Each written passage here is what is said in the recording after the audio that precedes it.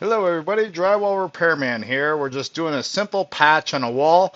I want to share with you guys this technique. This is a technique we're going to do by cutting a piece of sheetrock and screwing it on the wall before we cut it out. Kind of gives us a template. I actually saw this technique on YouTube, somebody doing it on a wall, and I wanted to try it myself, see if it really works. We usually just cut out the area, of course. This is like a 2x2. I just cut center of the stud. But this is a technique we're going to do, just basically cutting a piece of sheetrock beforehand, and then we're just going to use it as a template and mark the outside. Another way you could do, instead of screwing it to the wall like I did, you could just push it against the wall, maybe take a pencil and just mark the edges where you're going to cut it out. I'm cutting it out with a sheetrock knife. I like to use sheetrock knives because they don't make a lot of dust.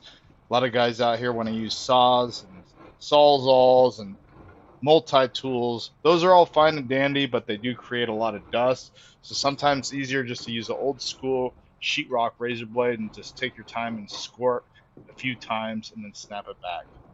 I'm not going to bore you by talking to death about this video. This is more like a watch and learn. I also have other videos on the channel doing patches, repairs, stress cracks. So plenty of videos on here, watch and learn type videos.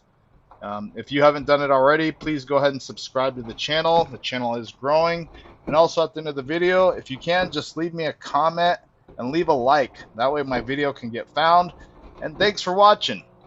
It's a long process. We're just going to get it all patched in, coated 2 times, and then do what's called a skip trowel texture here. Of course, your area, you may not have a skip trowel texture. You may have a different texture. The process is always the same. Get it all sheetrocked, taped, first coated, second coated. If need be, do a tight third coat. I'm using a quick set mud here, so it sets up pretty quickly. Of course, if you're not familiar with using quick set muds, just use a regular all-purpose joint compound.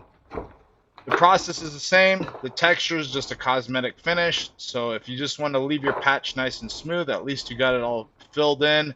And then maybe down the road you can hire someone to texture it if you're not comfortable doing the texture. But yeah, hope you liked the video. And like I said, please leave me a comment. Please subscribe and a like. Thank you.